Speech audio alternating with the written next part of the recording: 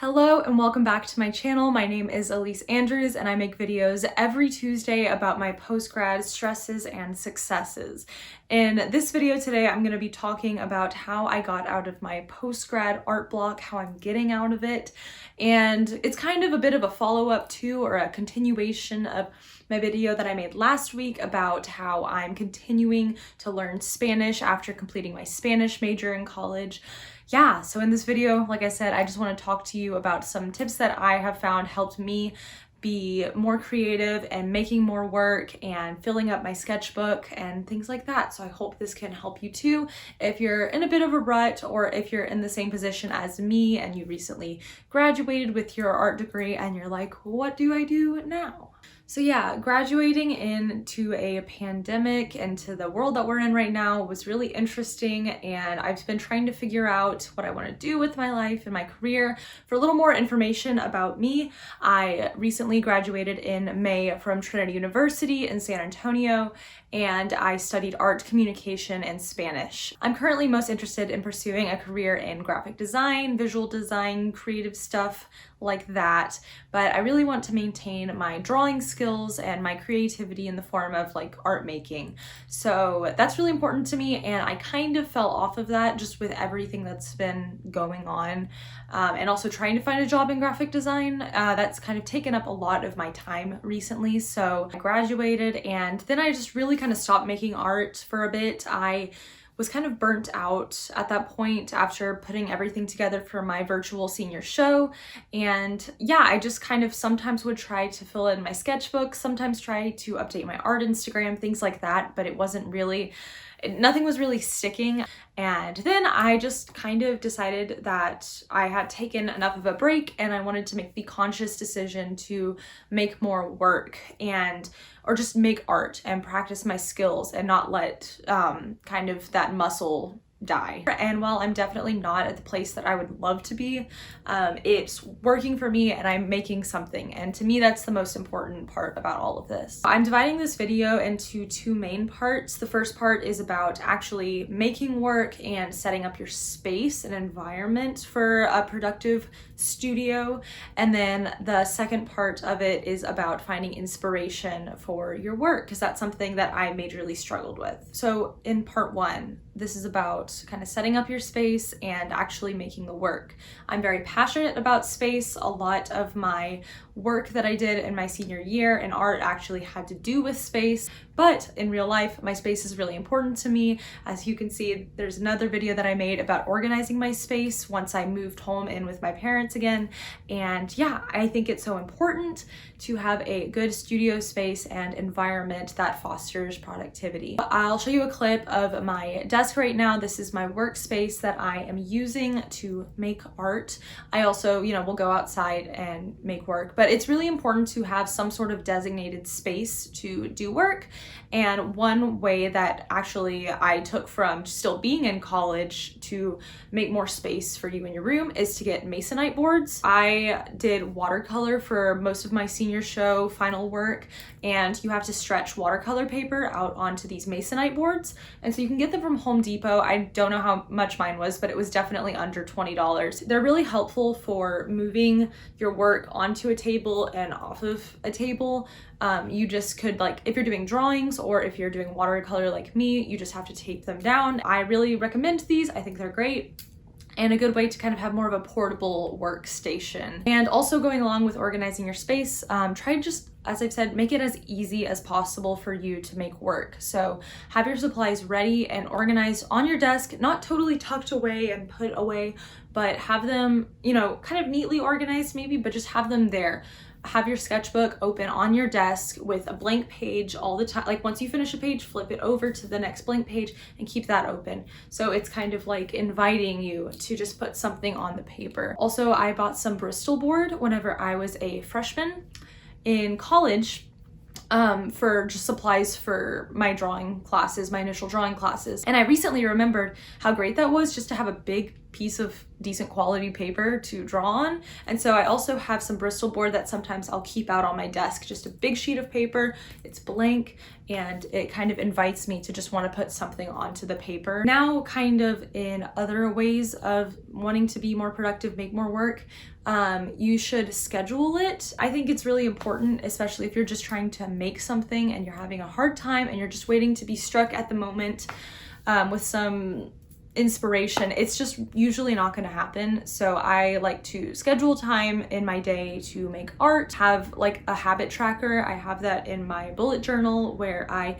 cross off days that I did make art, and there's no pressure to do it every single day, but it's nice to see the progress that I've made. And also you should consider the time of day that you're making work. I'm much more productive in the morning, so I like to do more art in the beginning of my day. Another important thing is to have a reason for making your work. Now, this is, maybe you already have your reasons. That's great. For me, sometimes outside of the academic context of art making, I really had a hard time just figuring out why I'm doing it. I needed a bit of a push. I didn't have any assignments. And so for me, I have my art podcast, The Draw Pod, which you should check out. It's on this channel. But every week I have to do a sketchbook entry and kind of research it a bit, pull some images that I want to include in it, and I film it, and I have a podcast that goes over it. So that's one reason that gets me making some sort of art every single week, because I'm committed to making them.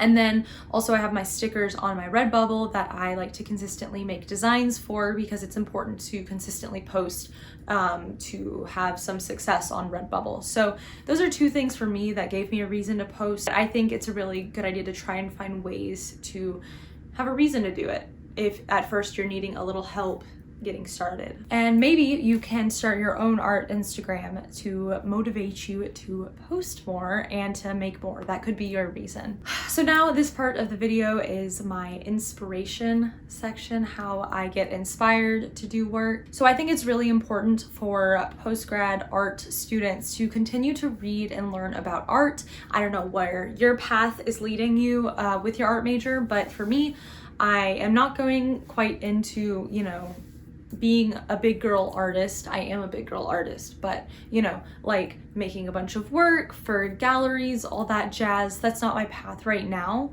But I think it's really important to continue to keep up to date with the art world and with learning about artwork, learning about time periods that you're really interested in, and following Instagram accounts and just kind of staying up to date with what's going on and learning about new exhibits that are opening up around you, if they ever do open up, things like that. Go see museums. That's just, yes. Some of my favorite resources for this kind of very big general category cloud of finding inspiration and reading about things. I love the Jealous Curator. She has a blog and a podcast called Art for Your Ear. I think she's amazing, and it has been very inspiring for me and my work to have someone to listen to, and she interviews a bunch of artists on it. It's great. I also like Hyperallergic as a website, and also they have a podcast. I think it's just called the Hyperallergic Podcast. And I also like Modern Art Notes podcast for kind of more of a academic perspective into the art world. And I also would just suggest following a bunch of Instagram accounts of artists that you really look up to. I think it's great to look around, support artists that you love, find new art that you like, maybe different methods of making artwork that can work for you. YouTube videos are great. Two art ones that I really like are Cat Creature, who I am obsessed with and I love.